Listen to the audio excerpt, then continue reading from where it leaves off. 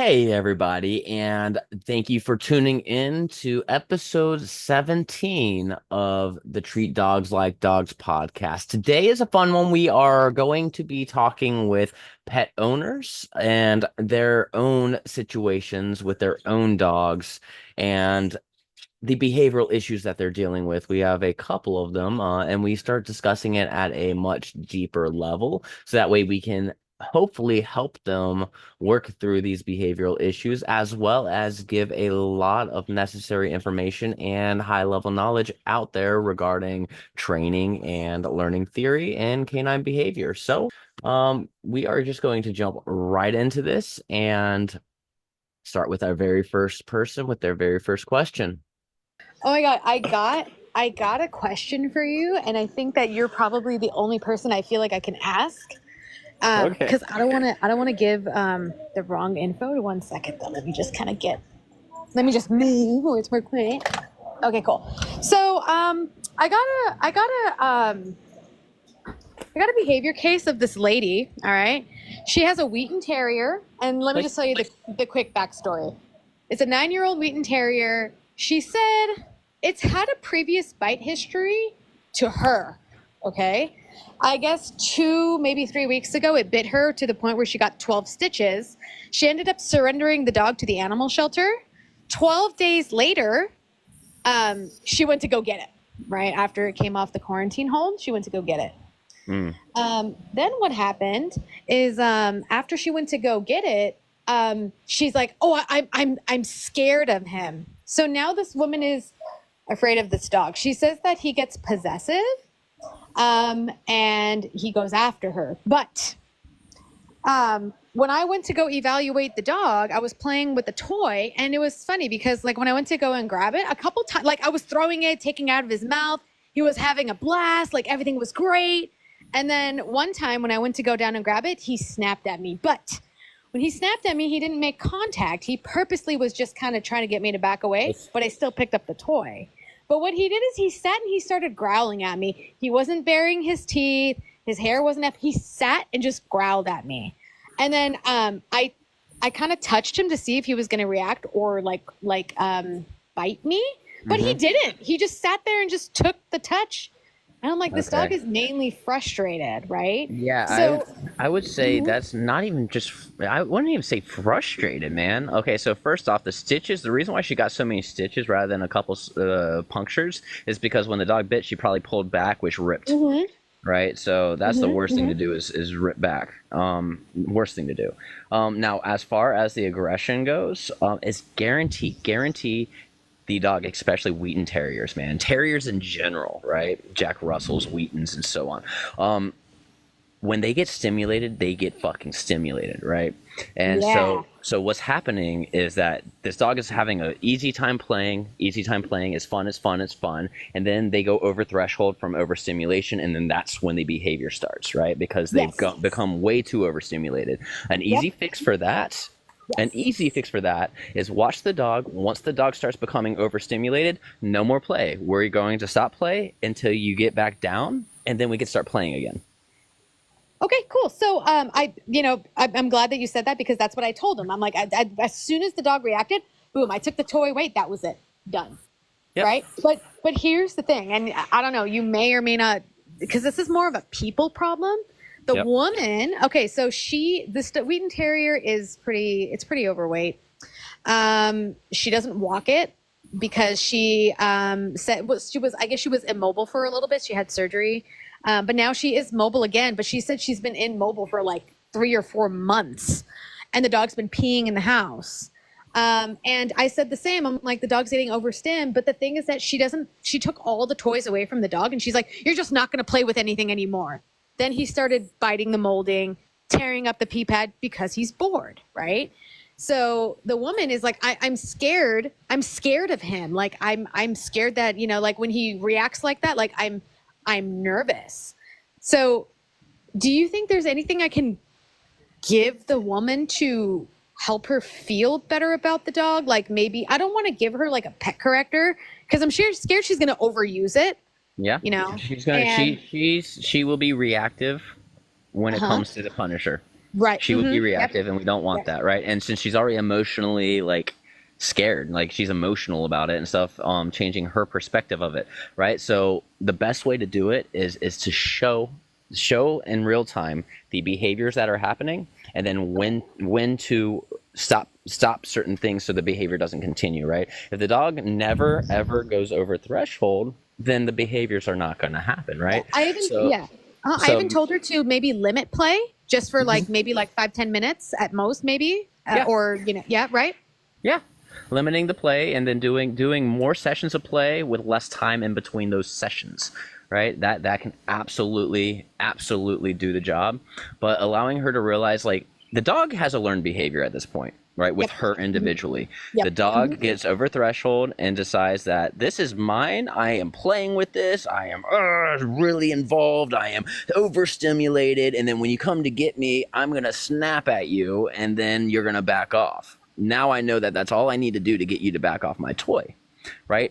As long as she can work with the dog on taking the toy before the dog gets to that level, then it's going to be a win every single time. She just has to know when enough is enough, right? Another thing you can do is teach an opposing behavior, right? So the dog now is over threshold, and she goes to reach for the toy, and the dog growls, right? Okay, fine, that's fine, growl. Instead, let me grab a treat and recall you. Now you're away from the toy, and now I can remove the toy. Yeah. I'm also going to get the dog to like really teach it to leave it and drop it, so then this way the dog can, and when I mean leave it, I mean, I'm going to get the dog to back away from the toy.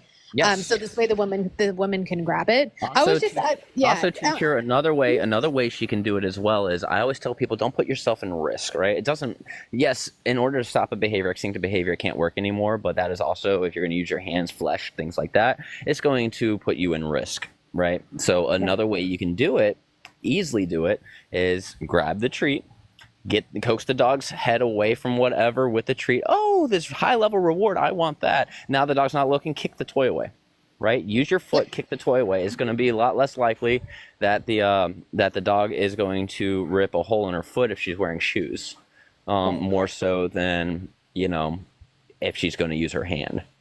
Yeah.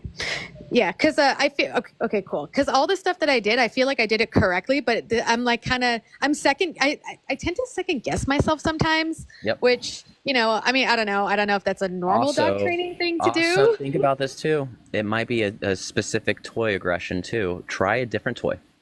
Oh, she took all the toys away from the dog. It has no toys. I mean, it doesn't have one toy. She took them all away. And I think that's another reason of that possessiveness is because it's like, hey, this is like, you're not going to take this toy. Because if you do, I'm never going to see it again. And I want this. Yeah. Yep. Yep. And when this woman took the toy, she didn't just take them away. She threw them in the dumpster. Yeah, I mean, that's the two dogs that you saw where I'm sure you saw the video where the bloodbath fights that I showed the video. That was such a, oh my God, the video I'm like, oh my God, Canine's out of commission forever. Yeah, you want to know why those two dogs fought that hard? Why? It was a resource control, right? The owner limits their water so they don't pee in the crates when they're not there. No. And because of limiting the water, the dogs are always thirsty. When they went outside, the AC is dripping water. One of the dogs wants the water, the other dog comes up, and then bam, is a horrible fight because they want that water so badly, right? Yep. And so very simple solutions is first fencing around where the water is outside so they can't even get to it, and then secondly is giving them more fucking water, so that way they're not just like the toy thing, right? So they're not feeling like they have to control this resource or they're never going to get it. Make it to where it's now a non-issue. Yeah. Also, another thing is that the dog, like when she pulls out the leash, the dog runs and hides in the bathroom and actually jumps in the bathtub when she pulls the leash out. But when he's on the leash, he's completely fine. I think there's a word for that. I don't know if something disobedience. Hellbound Hounds told me the name for it. I'm drawing a blank. But do you know where that would kind of stem from? Yeah, so it's likely going to stem from, being outside on the leash, it's fun. It's good. So when they're already outside on the leash, that's perfectly fine. The big reason why a dog will end up being like that is because there has been a consistent pattern of aversiveness when getting the leash on the dog, right? So whether it's getting the leash on the dog and now trying to yank the dog outside, whether it's the dog not wanting to be on the leash in the first place and fighting back, and now you have to hold the dog down just to get the leash and collar on, or whatever it is, the dog has now become averse of that process, that part of the process. But once it's on and they're outside, they're like, oh, this is good because I've never been averse while outside with it, so I'm fine. So it's just, that pattern of the initial process. And so we have to change that pattern. Oh, good. Okay. Yeah. Because even for my dog, like my dog does it, but he does it as a game. Like he does like the play bows and then he'll run, and then eventually he gives up and he's like, you got me. And then he'll like roll around. I'm like, oh my gosh. Yeah. So the reason why this dog is like terrified though. So Hill in the comments, the reason why I didn't even bring up intelligent disobedience, because that wasn't intelligent disobedience. Yeah. So that's not considered intelligent disobedience. Intelligent disobedience would be like an example would be military style war dogs, like personal protection dogs or whatever. They have to have a certain level of intelligent disobedience to be able to just be unclipped, go into a building, and then make decisions, right? Based on their surroundings and stuff. Or even service animals where let's say the owner passes out and the dog has to task a certain way, the dog will be able to task in the way that the dog intelligently disobedience. Normally the dog needs to sit there and not leave the owner's side. Now maybe the dog is going to leave and go retrieve somebody back, right? Like those are different levels of intelligent disobedience that we're looking for. While for instance, my dog Nezzy, as a helper dog, she knows that she's not allowed to be reactive towards other dogs. She knows that she has to be behaviorally sound. She knows that place means place. She knows that stay means stay. But there are some times where she's allowed to be intelligently disobedient for the sake of handling a certain situation the appropriate way. And I'm 100% okay with that, and she knows that. Hunting dogs, for instance, or sled dogs. Here's a good one, sled dogs, right? Huskies are meant to be intelligently disobedient, because if you have a bunch of Labrador retrievers that are food motivated and just going to be like, okay, you want me to go straight, I'm going to go straight right into thin ice, right? Huskies, on the other hand, are going to be sledding, and they're going to be like, oh, I feel this doesn't feel right, let me go around it. It doesn't matter how much the musher is going to be like, no, keep going straight. The Huskies will be like, hell no, and that's going to save everybody's lives. In levels of intelligence disobedience is great, but that right there is more of a fear response. That's not intelligent disobedience. That's anxiety fear response based off of an aversive pattern. Yeah, I was trying to figure out what the word was. I just couldn't remember the phrase. Yeah, so Pinky, I hate to say it, but sometimes you're never going to outtrain reactivity. Some dogs, yes, you're going to be able to 100% outtrain that. But sometimes, trauma runs too deep, or there's too much that are stacked on each other that it's just nearly impossible to get through it, and that's where management protocols come in. But it can be dampened, absolutely be dampened. So just to put that out there, like when we think that I can't wait to fix my dog, is never a fixed situation. A lot of it is just working through it to the best of our capabilities to make it easier on the dog and ourselves. Yeah, sometimes there's no 100% fix for it. Sometimes it might be even management, maybe. Yep, 100%. 100%. That's why, I got asked earlier because of my recent fiasco with my own dogs. And somebody's like, you already knew that there was a resource guarding issue before. Why'd you let them eat near each other? It's like, well, because the eating near each other has never been an issue. It was with a very high level resource pig ears that it became an issue. So we got rid of the high level resource. They've never resource guarded anything in their lives. And then this one situation happened. So yes, I'm going to be working Hayes on his impulse control. I'm going to be working Hayes on his threshold level. So that way, if he ever goes in overdrive and then one of my other dogs does a minor correction, he doesn't just start a fight, right? But when it comes to that as well, if I've come to realize that he will never, ever, ever be able to raise his threshold level, then I will absolutely use management protocols to never let them eat around each other. Completely fine with me. Yeah.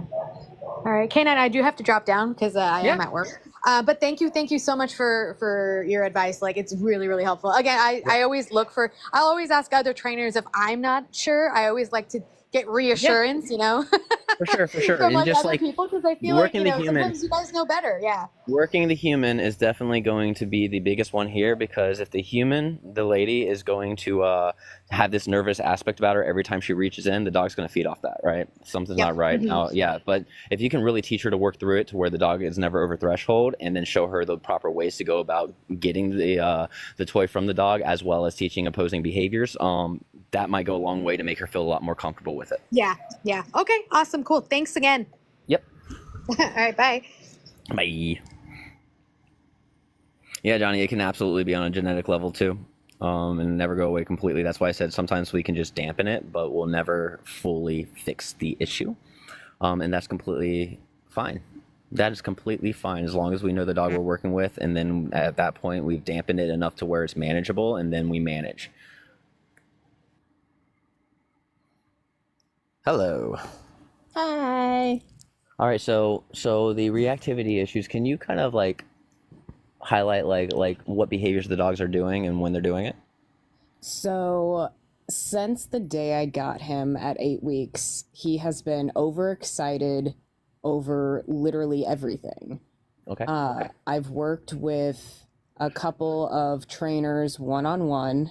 I did a daycare training situation and got him e-collar trained not too long ago.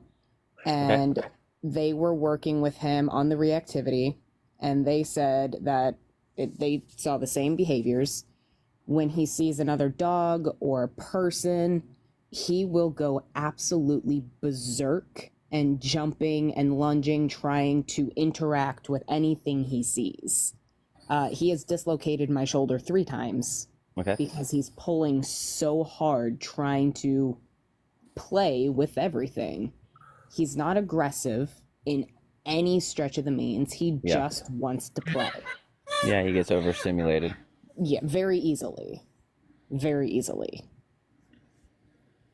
So far, what I've been doing, as per instruction of the trainers, is doing a lot of threshold work, mainly withholding him from those situations, doing a lot of like bonding stuff, playing, getting the energy out, and putting him in situations where the triggers are at a very large distance, and working on getting him to disengage and focus back on me, giving very high value rewards, bully sticks, hot dogs, whatever he wants, and just inching closer, barely inching closer.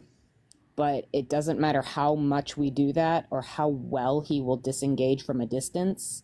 Once we are within 10 feet, he is back to just lunging, jumping, trying to dislocate my arm. Okay.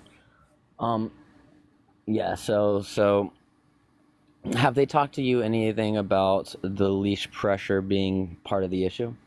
Yeah, so my first initial thought when like this became a problem was, okay, so pop the leash, get him back. And I learned that that's a problem. Sometimes putting pressure on the leash intensifies the reaction. Yep.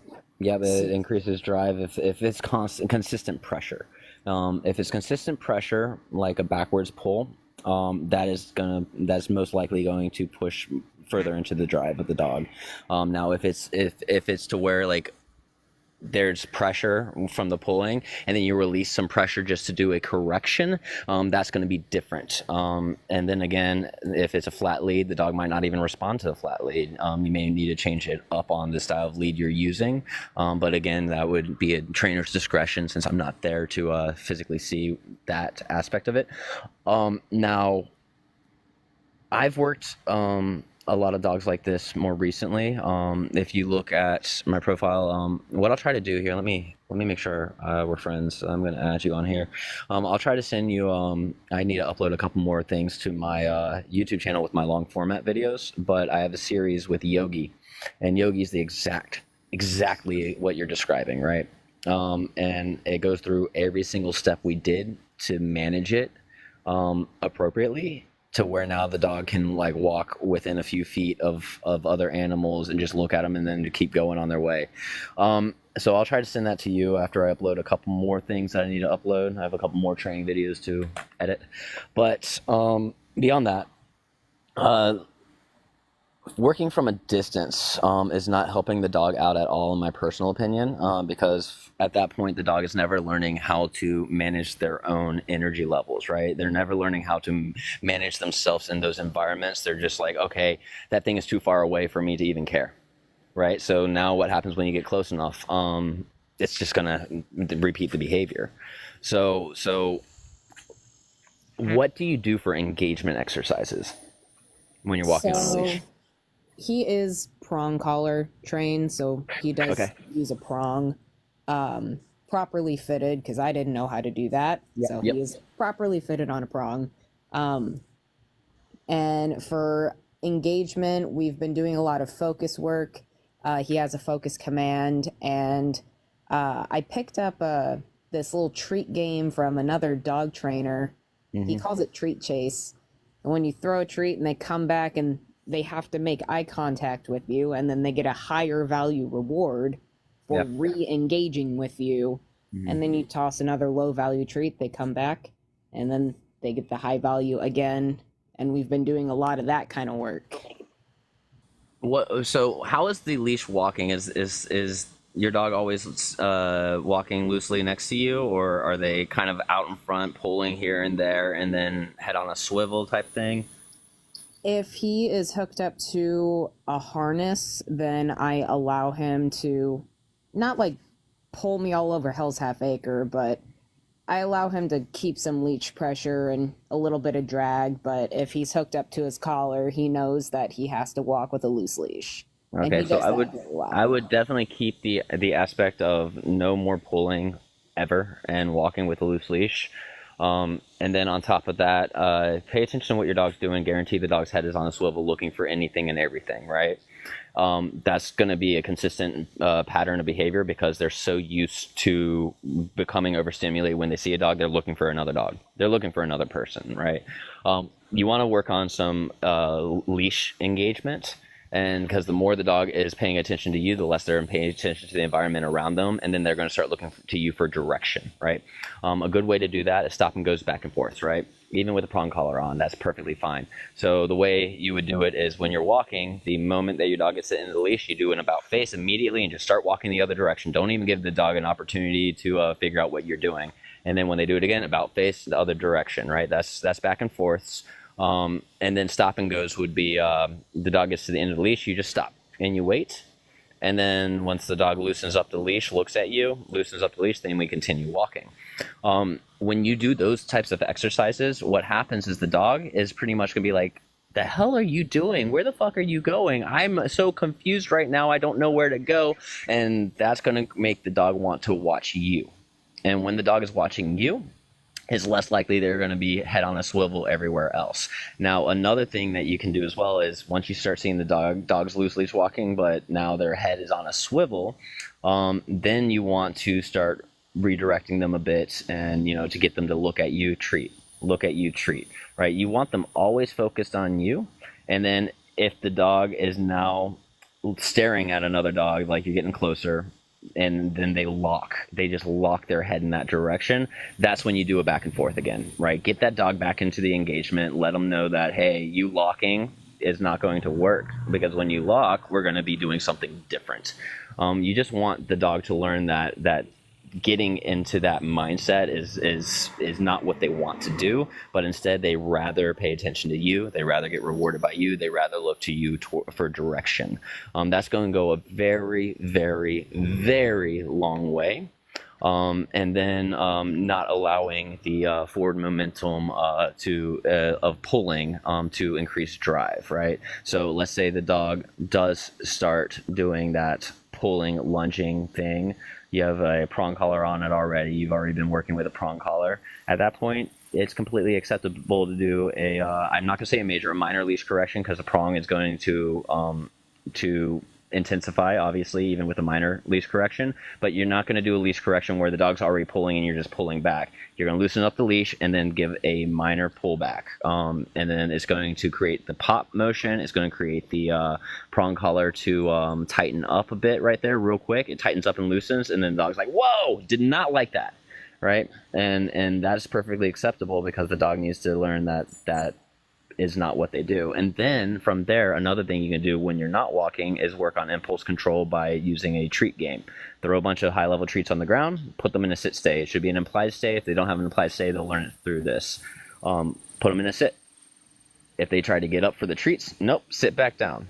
They try to get up for treats, nope, sit back down, and time them. Throw a stopwatch on your phone, time them. See how much they're improving for each sit. After a certain amount of time that you feel is acceptable, allow them to get up, free them, allow them to get up, and then jackpot. They get all those rewards, and then do that regularly, so that way it can start increasing their abilities to not have to go after shit all the fucking time. That's going to help with impulse control. And between all those things, you may be able to see a lot of progress and improvement on their behaviors when it comes to going over thresholds so easily. Another thing is rough play. A lot of people don't think about rough play as intricately as I would. Rough play, roughhousing with your dog does so much benefit for the dog and yourself in so many levels. So first off, you're growing your relationship with your dog and you're bonding. That's great. The dogs love play. Secondly is once it becomes too much for you, you put an end to it, no more. And that teaches the dog to be able to work up their stimulation and then bring it back down, work it up, bring it back down, work it up, bring it back down. And it also allows the dog to realize that when you have enough, you're setting a boundary, enough is enough, no more. And then they have to calm back down. And all around that right there really helps when it comes to them just raising their threshold level. He loves rough play. Like, that is one of his favorite things in the whole world. But that definitely sounds doable. Should I be purposefully putting him in situations to make him see the triggers and work on it, or should I avoid it at all cost? Well, if you're going to avoid it at all costs, you can never work on it. So what I would do is it's pretty much like flooding in a way, right? Where we're moving close enough to the dogs to where the dog is now starting to become over threshold. You don't want to get it so close that the dog is just 100% over threshold and capable of learning. You want to get to the point where the dog is now whining, starting to pull a little bit, but not going to that extra level. And that's where you want to work the dog.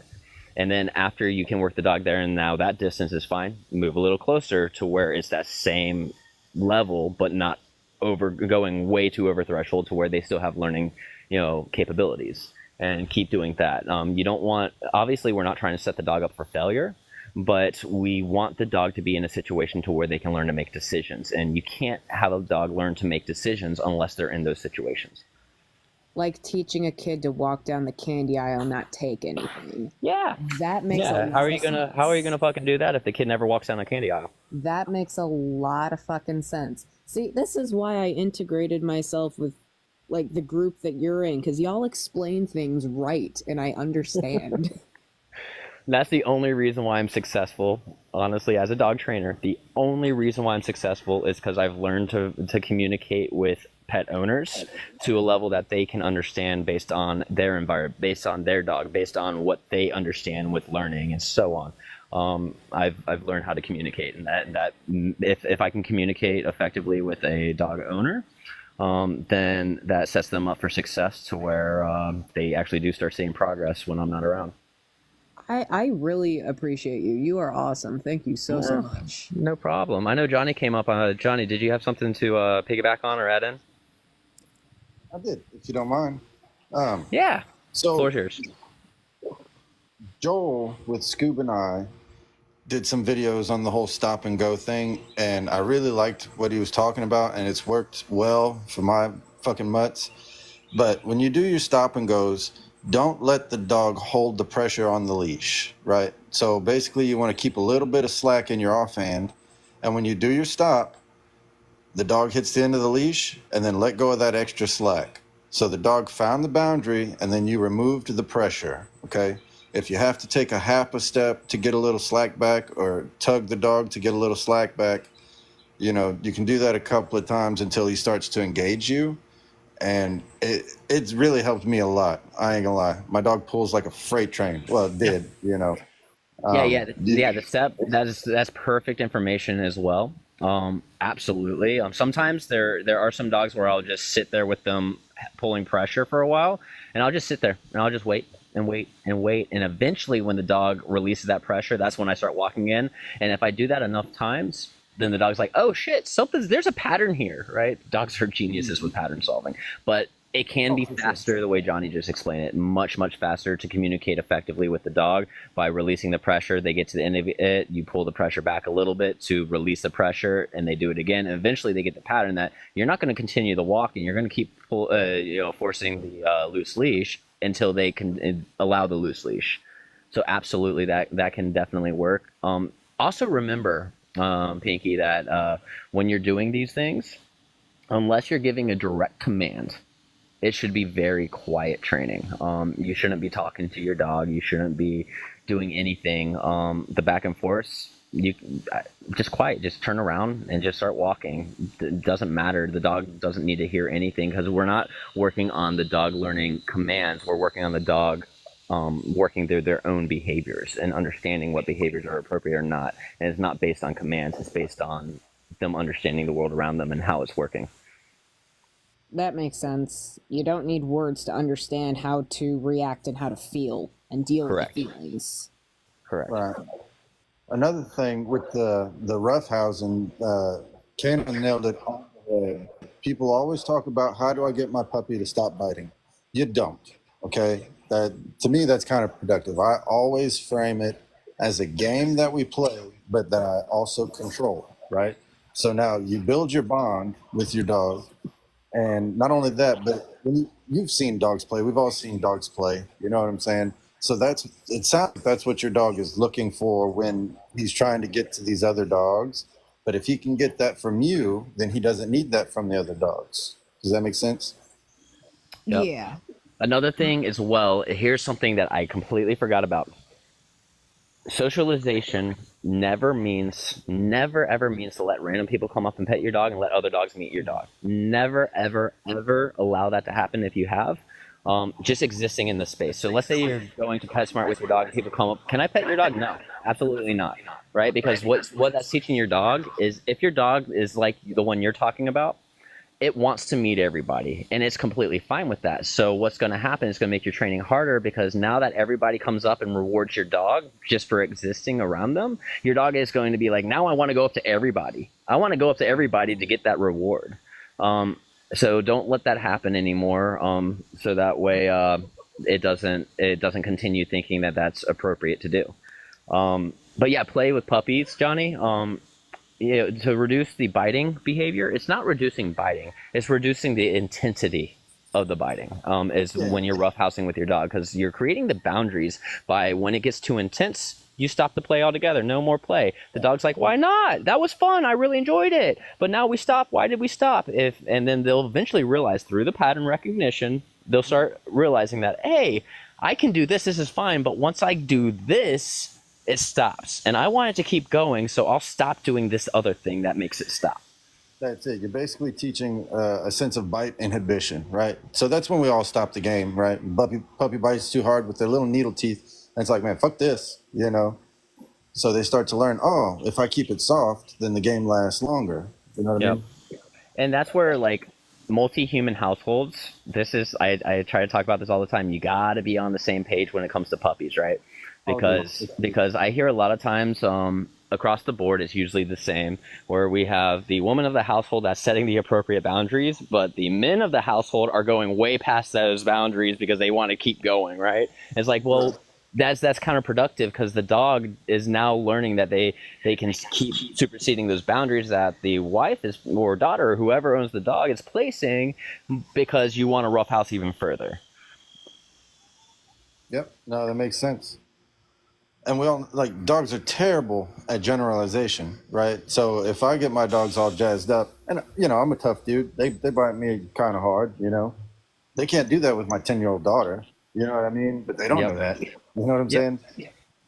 Yep. No. So that's where I've made a video of this kind of recently, where setting the boundaries to where the dog understands the boundaries, and then us as the humans get to decide at that point when we can ignore those boundaries, right? So once the boundaries are set in place, for instance, what you're talking about generalization, they don't do that really well. They do after they understand the boundaries at a high level. And then at that point, then you can have the different people in the household have their own individual boundaries that the dog's allowed to cross because they understand the full-fledged boundaries. But with this person now, I'm allowed to do this, but I still have to behave this other way for everybody else. Like that's like Nezzy. Nezzy does that with me. Like Nezzy knows at this point, she's allowed to run up to me and jump on me and kiss me. When I say down, it's done. But when she runs up to my mother-in-law, she runs up, stops, and she leans. It's because initially she wasn't allowed to do anything but stopping and waiting for her pets. And now it's, you can do this with me, but not with anybody else. And I think that ties also into pattern recognition, right? Like you said, dogs are excellent at recognizing patterns. So, and it's the same concept, patterns of behavior with different people. You know what I'm saying? That they see every day. Yep. Yep, and that's why I say like setting the very high level boundaries first, and then you can decide individually what boundaries to ignore.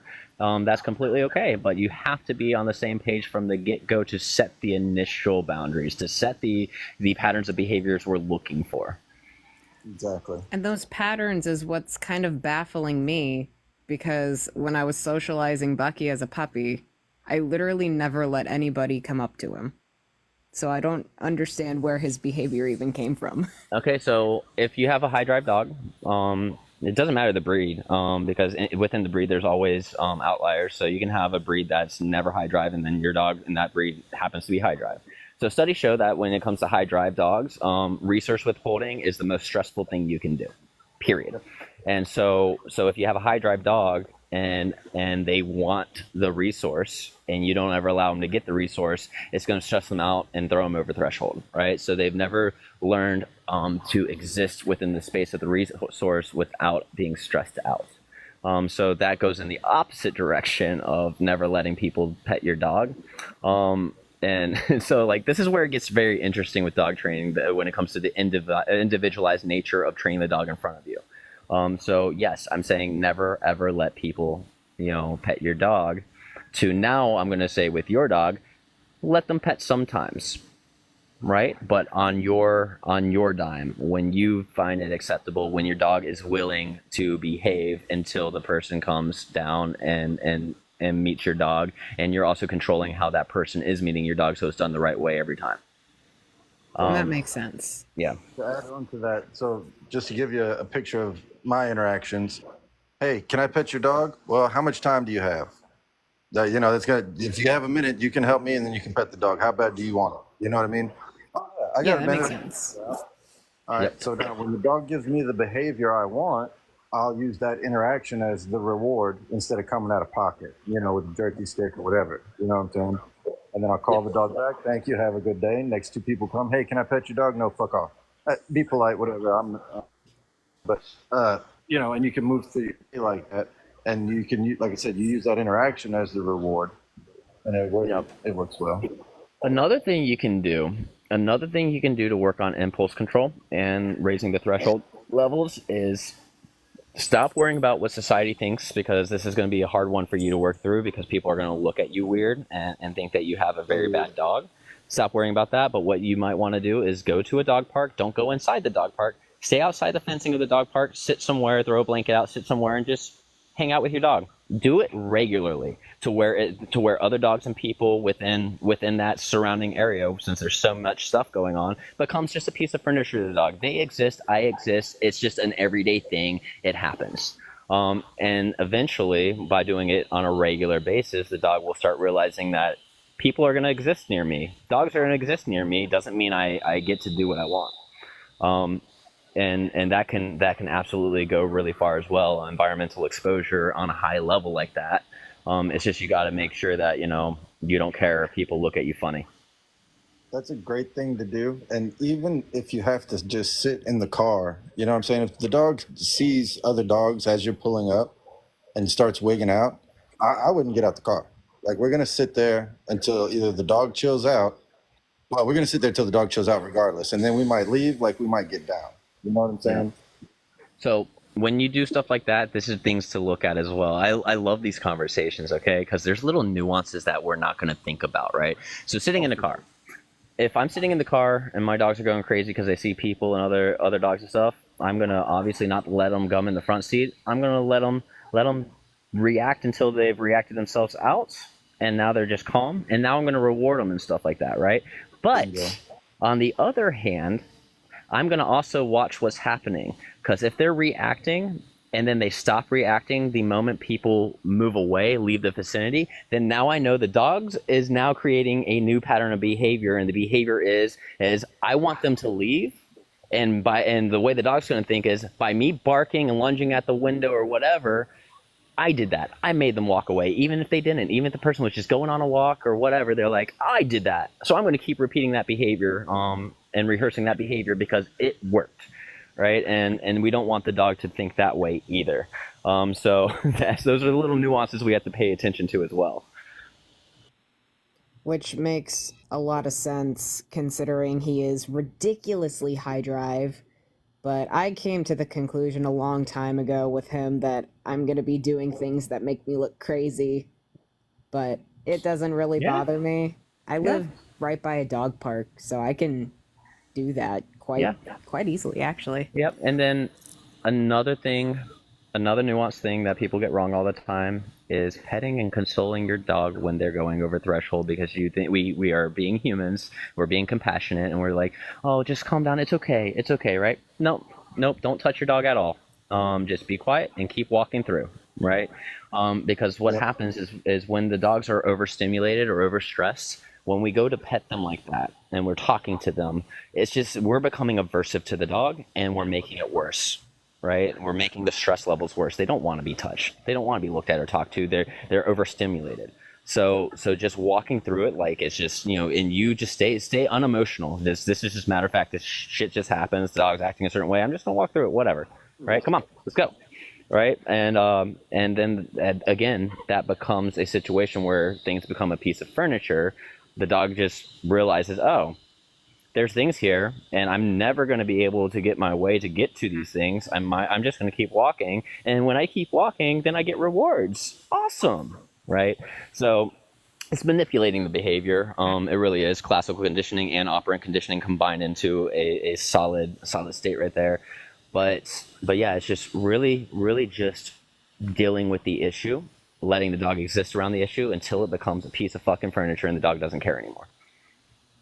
Well, now I know what I'm doing with the next week of my life, since the next week I don't have anything to do. Yep, and again, nuanced things. Let's say you do this sitting behavior, or the sitting thing, where you sit outside and let the dog exist for like 30 minutes or whatever.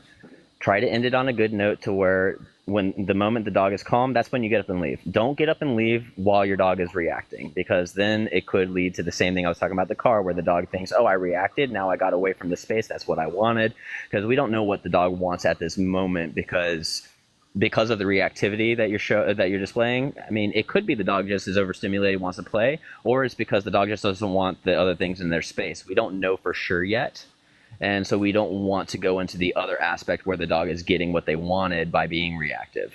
And so make sure we end it on a high note and appropriately. And then other things you can do again as well is when let's say you're just walking by the park. Let's say you utilize the park for dog walks. You're walking by the park. Again, keep walking. But if the dog keeps turning around to bark out whatever and stuff, and do some back and forth, do some engagement and exercises, do some sits and stuff, see if the dog will engage with you, and then continue your walk, because you want the dog to also realize that just because you're reacting doesn't mean you get your way. We're going to do what I want to do. That makes a lot of sense. You have a lot of good options. I definitely have a very busy week, I guess. Yeah. Take all of it, and then take bits and pieces from all of that, and see what works for your dog. See what communicates best for the dog, and whatever that is, communication is working, then do that, right? I definitely will. I'll let you know at the end of the week how it went. For sure. Oh yeah. For sure.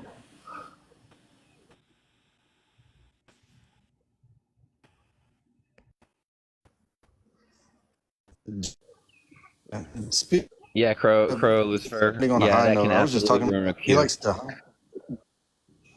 Johnny, what did you say? Your service dropped a bit. Oh, my bad. No, I was just talking about that with my buddy today at work.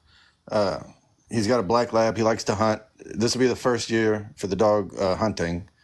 But he's been working with him, and he's telling me, dog will get it right 20 times, but then he starts fucking up, and after about 5 times of fuck ups, he shuts it down. And I was telling him, no, man, you don't want to do that. You want to end on a high note.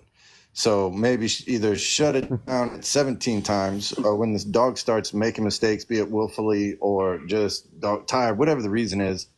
Well, now what you want to do, you got to work through that and get past it. And then the first time the dog nails it, big party, all the toys, all the praise, everything else, and then you shut it down. Yep. And maybe go kennel him for a little while, let him So on it that actually big win. And it actually leads into the whole learned helplessness. So a lot of people don't realize in dog training what learned helplessness actually is. They automatically assume learned helplessness is because we are being so extreme on our compulsion that the dog has learned helplessness. No, it's, if you ever look at what learned helplessness is, it's because something has failed enough time to where everything else out there that should be easy, they can't achieve anymore because they think they're going to fail, right? So this is an aspect that you're talking about where the dog can have learned helplessness because they're ending it on a failure every single time, to where it makes the dog feel like they can't accomplish it.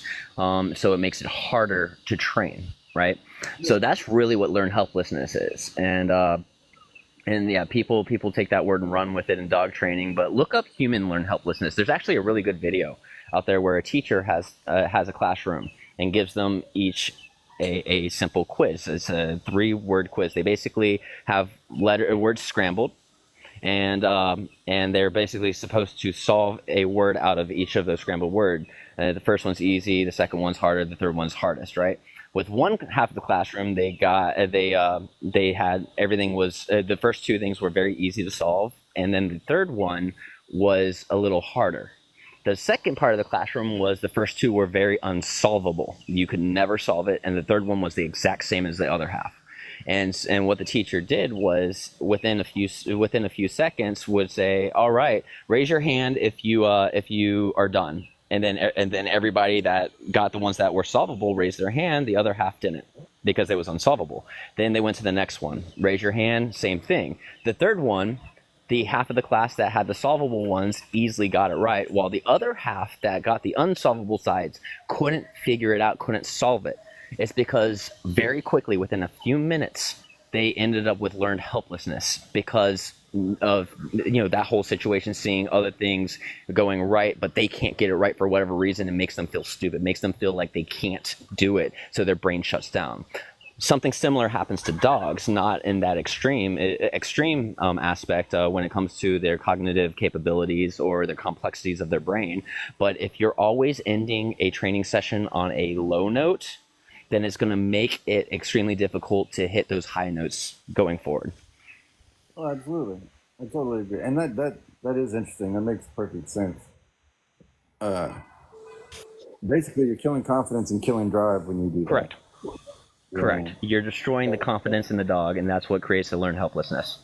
If it can't do it or whatever, then there's no point in trying. You know what I mean? Yep. That's something I was trying to explain to him. It's like, man, dog training is just motivation, and clarity. So you have to figure out how to clearly communicate your expectations, and you have to find what motivates your dog the most. And once you put those 2 things together, man, everything else falls into fucking place. Of course, there's nuance and there's deeper things that we can discuss, but at its basis level, that's all it is. Yeah, yeah. I would say, Manny, I wouldn't say depression is technically learned helplessness. You do end up getting learned helplessness from depression, but depression is specifically chemicals firing off, uncontrollable chemicals firing off in your cranium that creates this pattern of behavior and thought process. So yeah, I mean, very different, but I would say depression it will absolutely lead to learned helplessness for sure. Yeah, absolutely. So yeah, I mean, but yeah, ending things on a high note is so important. And then also your friend Johnny, what I would also say is that if they do the training regularly and after 20 minutes it always leads into the dog struggling, then maybe your training sessions are too long. And let's reduce the time frame that we're training, so that way we're always winning. The dog is still motivated by the end of it, but we're done with the session and they're confident, they're happy, they're proud, they're excited. That's a great way to end a training session. Then lead into some play time, and then we're done for the day. Now let me ask you this: what do you think about soaking? Not like the Mormon way, that's weird, but in the context of dogs, we talk about ending on a high note, then save the dog, put them in the kennel for a little while, 20, 30 minutes, an hour, whatever, let them rest, catch their breath, but also think about the activities that they just had. You know what I'm saying? Do you think that's beneficial at all? I can't say yes or no. I would say no. I would personally say no, is because the reason why a kennel can be very, very productive when it comes to learning how to just like calm down and stuff like that. If you train the kennel right, kennel's a safe space, the dog goes in it, and they wait in there until they're in a nice relaxed state, then we let them out. That's perfectly appropriate, right? But the idea that we're putting them in there so that way they can soak in everything they just did, no, not necessary, because the way dogs' brains work, right? It's they work kind of like a coding language, ones and zeros, yes and no's, right? And they're very quick. They're very quick with their thought process when it comes to short-term memory. And that's why we only have a small window to do a punisher or reward, or we're not communicating why we're punishing or rewarding, and it confuses the dog, right? So the same thing applies to the soaking thing that you're talking about. Is after we do all this play and all this fun stuff, the dog goes in the kennel, and then by the time you get the dog to the kennel, the dog's already forgot everything. And I mean, not necessarily forgot. Long-term memory, that's great for a dog. They have the long-term memory, but the now memory, they're going to be sitting in their kennel like, why am I in this kennel? I don't understand. I want to be out there. No, that makes sense.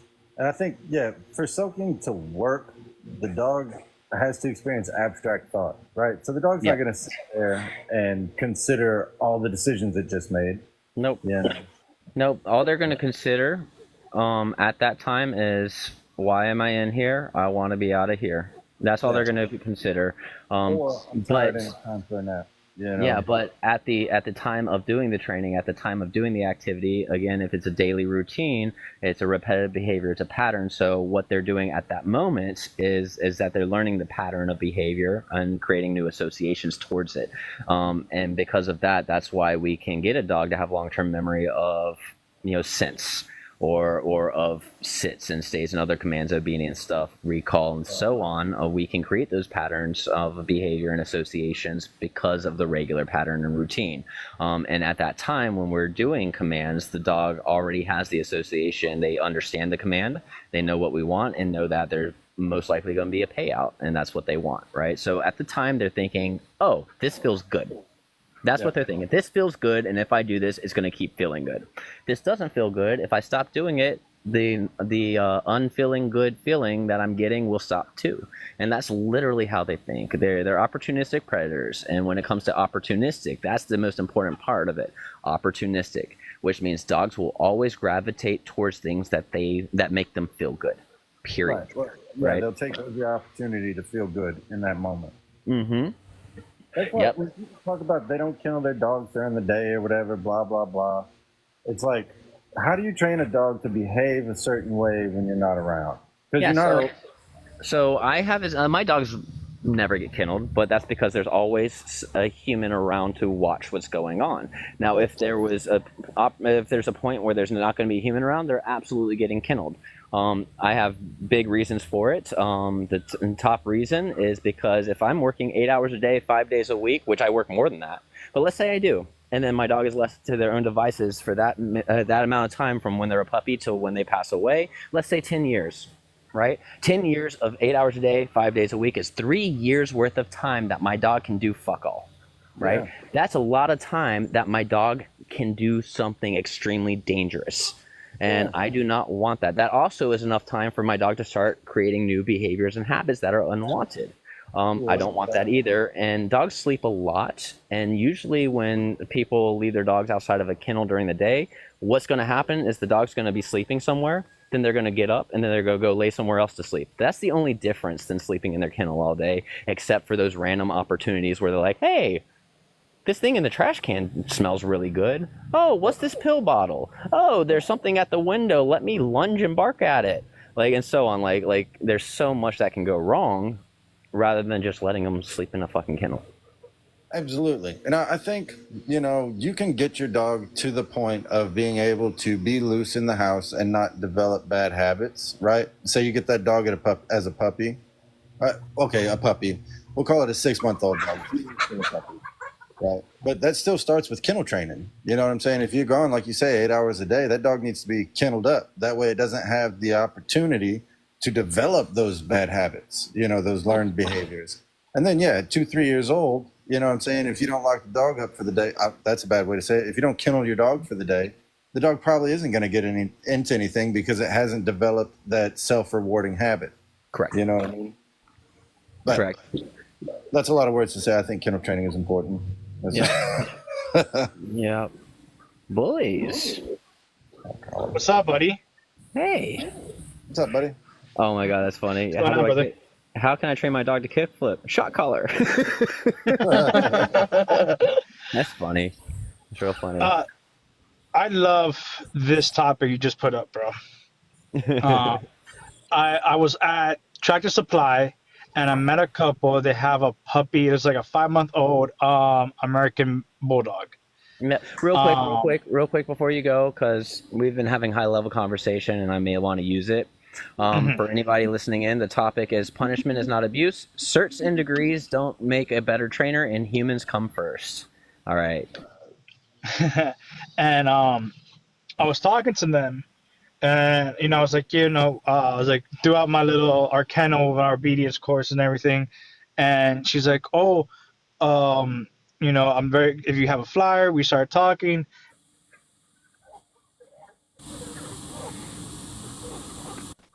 I do. We had another one, and when he got older, there was a lot of management we needed to do, and I'm just a little anxious from all that.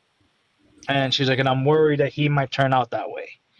And it goes back to what we've talked about many times before, that when you just want to love a dog and show it kindness and affections, no boundaries, no nothing, no punishment, no corrections, you might end up with an animal that you're not prepared for, and these people talk about how they didn't believe anything until they realized what it is. I use your line, predators with knives in their mouths, brother. And they're like, yeah, I didn't believe that was true until our American Bulldog and how he had his issues and his moments. So that's why I love this topic, man. Yeah, no, absolutely. I mean, opportunistic predators. Here's an example. Gojo knows not to harass my chickens. I don't have his e-collar on right now. We're sitting outside, and he walked up. The chickens fled, and he's like, "Oh, that was enticing. Let me run around this chicken run real quick." And then I'm like, "All right, let me throw a slip lead on you real quick. Try it again." He tried it again. He's like, "Oh yeah, I'm not supposed to do that." Now he's sitting back down on his cot.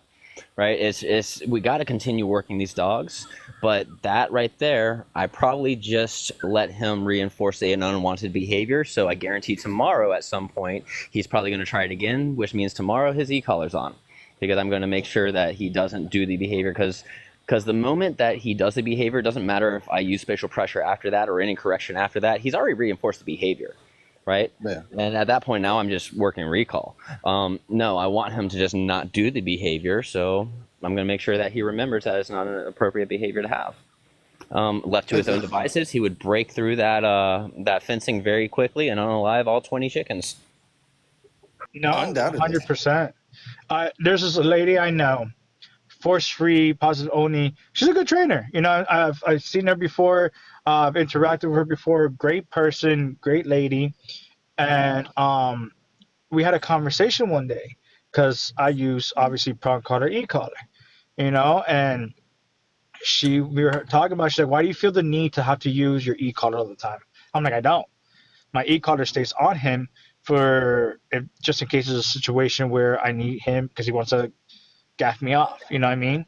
And she's like, well, if you have to use it, that means your recall is flawed.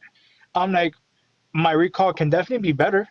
I definitely agree. Well, that's like saying, in my personal opinion, that's like saying that if I'm force free, I still have to always keep my dog on a leash because my recall is flawed. You know, like it's ridiculous. Like I want a management protocol in place for that 0.01% of the time that my dog is going to blow me off. No, 100%. And that's what I told her. Like I say it like a gun. I'd rather have it and not need it than need it and not have it. You know, like I feel like, and this is my personal opinion. I can definitely see my other people might disagree with me. There could be like, well, if you practice it, whatever, yada yada yada, you would never have to need to use the e-collar. That can very well be true. But I also think about that X factor where humans, animals are animals. They still run everything based on instincts. Yeah. If there's that one thing that one reinforcer it sees that wants it to be like, you know what? There's no e-collar on me. There's no prong collar on me. There's no leash on me. Mom, dad are looking fuck off over there into the sunlight and watching the sunset, and they're not paying attention to me. And there's that squirrel across the street, or whatever, or that bear. You know what I'm saying? Like, you have nothing to reinforce that moment for that oh shit moment for you to be like, damn, I need him to listen, and he doesn't want to this time. It's just a safety precaution. So dogs. Here's the problem, right? The idea that we can practice it 24 hours a day, every single day, and have the dog 100% no matter what, we will never need it. It's bullshit. And the reason why it's bullshit is because dogs are not fucking robots. We don't have a computer program that is not flawed. Dogs are living creatures that have the capability of making their own decisions. Doesn't matter how much we train them, they still have that capability of making their own decisions. And because of that, it is highly likely that there will be a time where their decisions are the inappropriate decisions or are the dangerous decisions because they felt that it was more enticing. They felt that it was more fun. They felt that it was more exciting. They felt good about their decision they made, right? And so yeah, it's just ridiculous to think that we'll never ever need any type of management protocol in place because if you practice it all the time, the dog will never fail. It's like that's setting the dog up for failure, is what that is doing. Yep, that goes back to what we were talking about earlier. It's about motivation and clarity. The e-collar brings clarity. The squirrel brings motivation. You know what I mean? Some dogs, they don't give a shit about the jerkies in your pocket, you know? Yep. Facts. What are you gonna do? Walk around with a piece of chicken in your leg? I mean, in your pocket. Like, they may get that. I got fried chicken for that oh shit moment every day. Like, you know. Yeah, it's kind of ridiculous in my opinion. I mean, that's where I have I don't mind anybody with any training ideology. Feel free to train in any methodology you feel like works for you and the dogs that you're working with. Great. My problem is when we have the trainers out here that believe that if my training method doesn't work for the dog, then it's the dog's fault, not my training methods that are not communicating appropriately, right? And that leads all the way back full circle.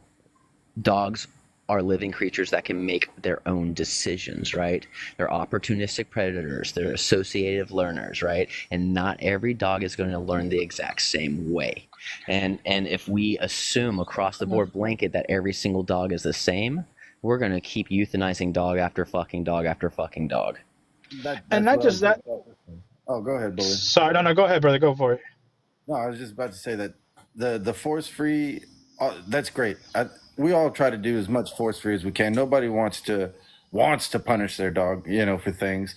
But when we start talking about if the dog can't be trained with this specific methodology, ideology, well, then that's a bad dog that needs to be put down.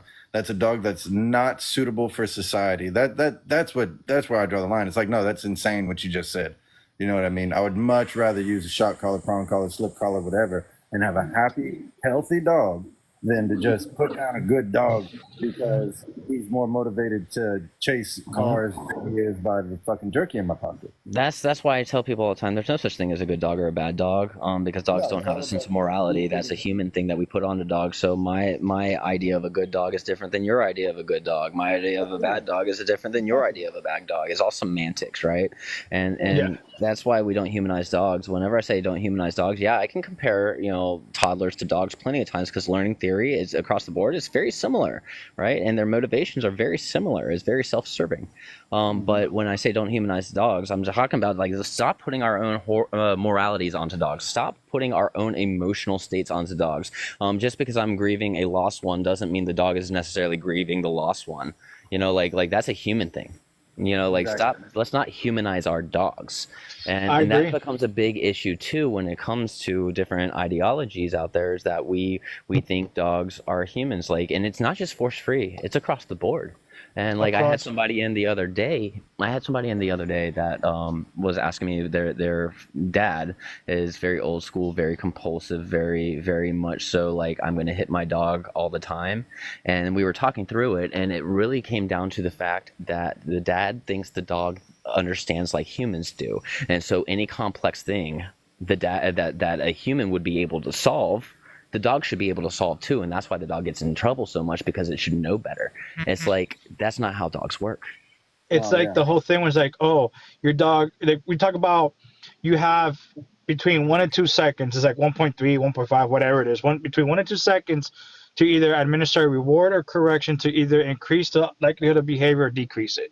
So, and then all of a sudden, I got home and my dog destroyed the trash and he looked guilty. No, you're visually upset. Dogs understand human gestures, know you're not in a good mood, and now they're cowering. Not because he did it and he knows it was wrong, but it's because you are upset and he knows something's about to happen. Or on the other hand, what you'll see in a multi-dog household, you'll actually see the one dog that did the thing bad, that you would consider bad, let's say digging in the trash. All the other dogs are like, whatever, I'll do what I want and stuff when you have the trash in hand, but there's that one dog that's cowering, hiding and stuff. Can we say that dog knew it did something wrong?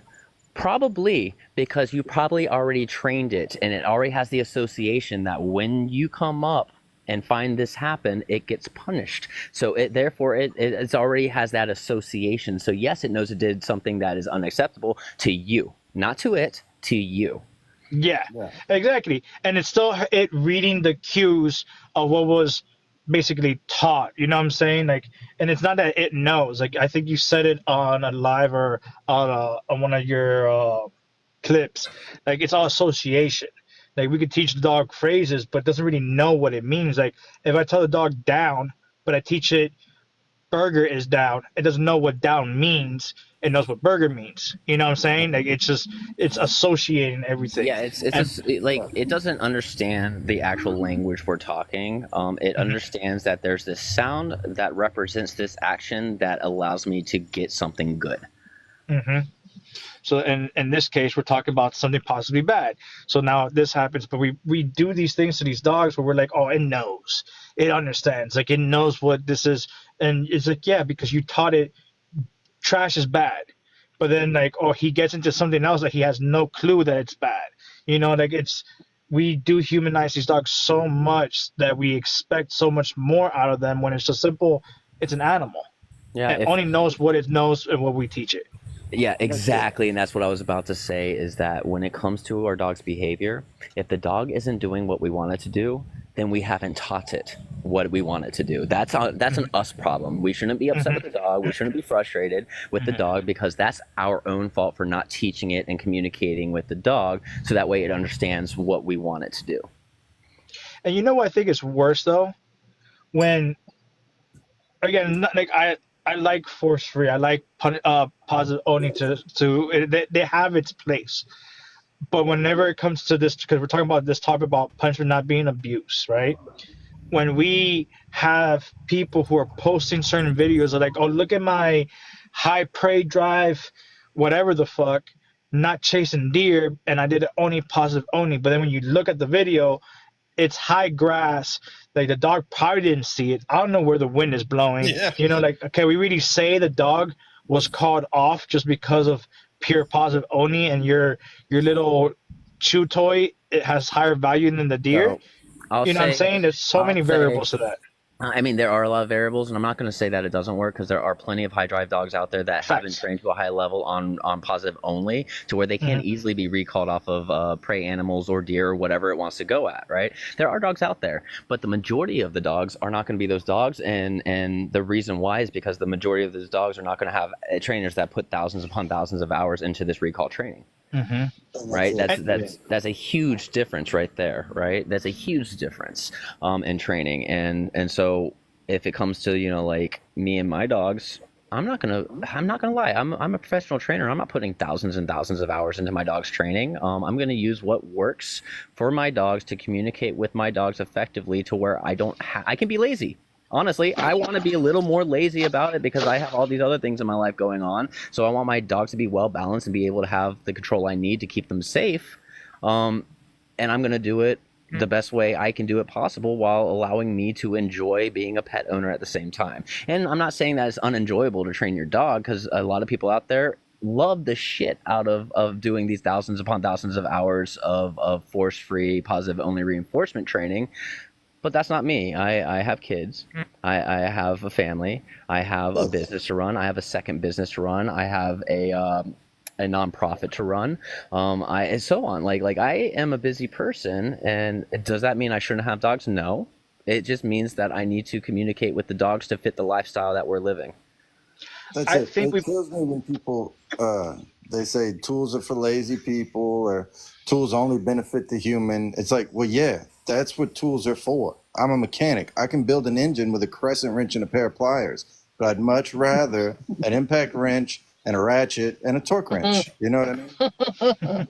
Yeah. Yeah, no, you're right. And I still want to say that that's also not true about it being lazy, because there's a whole bunch of nuances to prong collars, e-collars. Like, Oh, absolutely. you know, Canine, you and I talk about e-collars all the time and the different various methods of using it. You know what I mean? Like, you to know how to use it and being on point with all these tools, it's not easy. You know, you have to. And two, it's also, even going back to training the dog for thousands upon thousands of hours, this and the other, there's also the same, it still stands that there's going to be a moment, or there can possibly be a moment, where there's something of high reward that this dog is like, I don't care about this punishment. I don't care about this reward. You know, there's dogs that eat through e-collars. There's like, they're not common.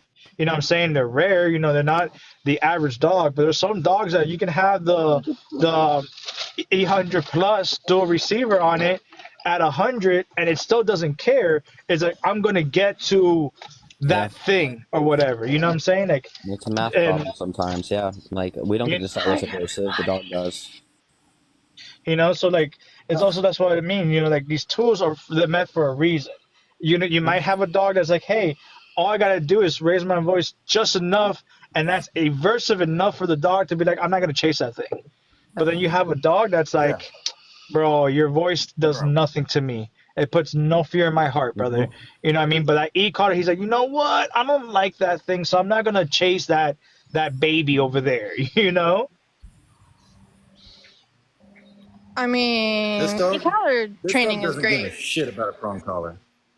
This E-collar, dog's she does e-collar great. trained. Prong collar. So, yeah, you Unicorn, don't care what were you about a saying? prong collar. My brother's dogs are all e-collar trained. They all went to training, to a board and train for it, because I'm too fucking busy for that shit. But so I recommended a trainer that I knew to do it.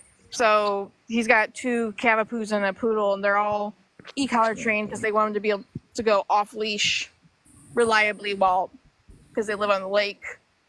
But even with the e-collar training, 2 of them, they still put them on leashes to walk them, because if they see something, they're gonna blow right through it. So it's not like you can just slap an e-collar on and it fixes everything. It still takes work and it still takes management.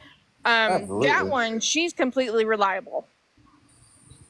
Yeah, But she's also a jerk. So what I like to, this is a conversation I get into sometimes because people have different opinions about this, but I'm going to explain my opinion and why it is this way.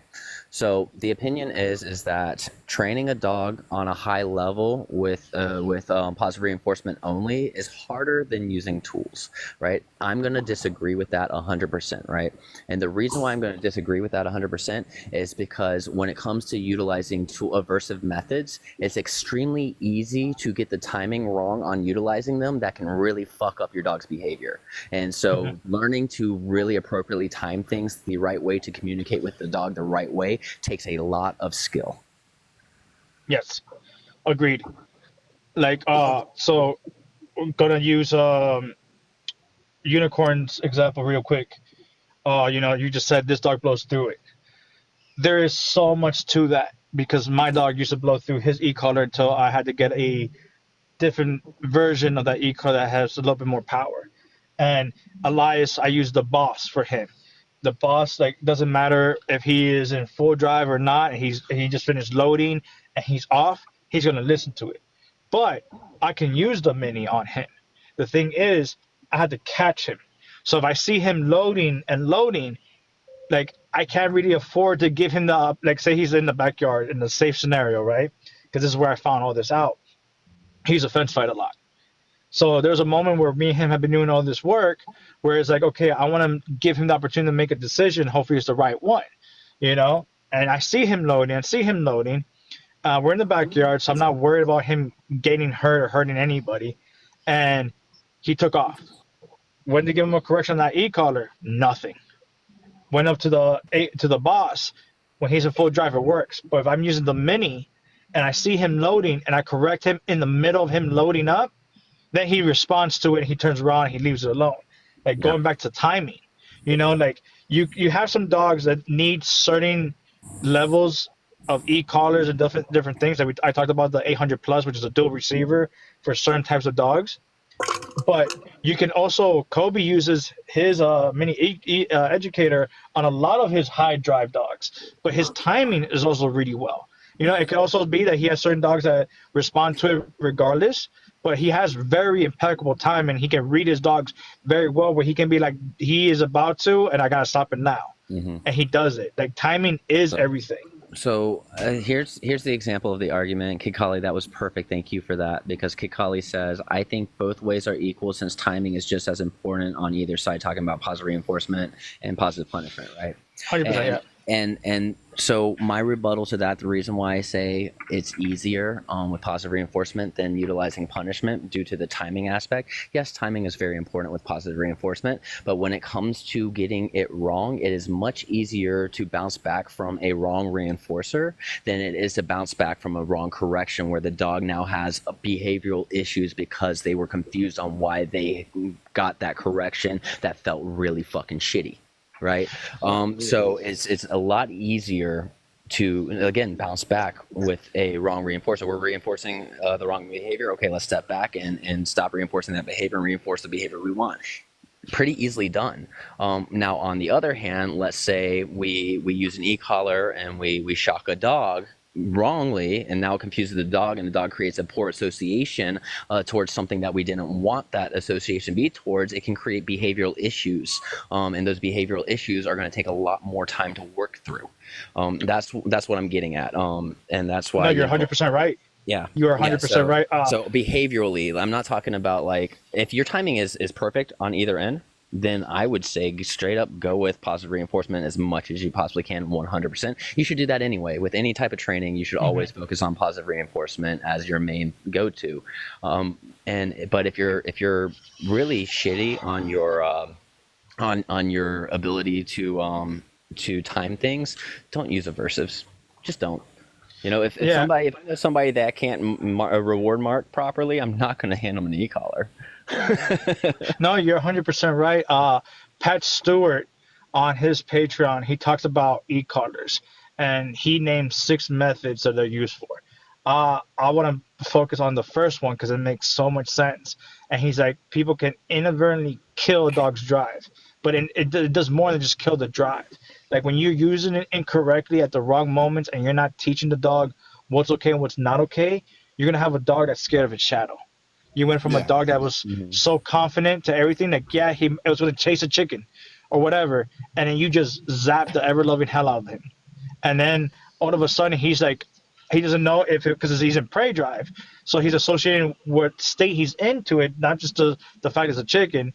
And he's like, now I can't chase a chicken, I can't chase anything because you're no longer showing him what is okay, what is appropriate, and you just shut your dog down. And now you got to work so much harder to rebuild that and fix that versus, oh, this dog is lunging and I rewarded it real quick. All right, cool. I'm not going to reward it again.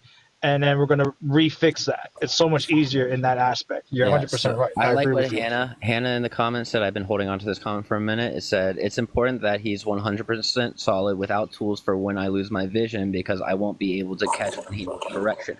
That is another huge part when it comes to dog training is the human aspect and the environmental aspect as well.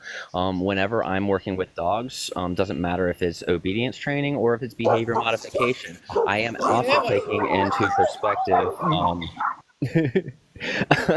also it's okay. She probably has to go and recall her dogs or whatever. But I'm also taking into perspective what is the capacity and capability of the owner. How is their handling skills? What is dangerous for the owner?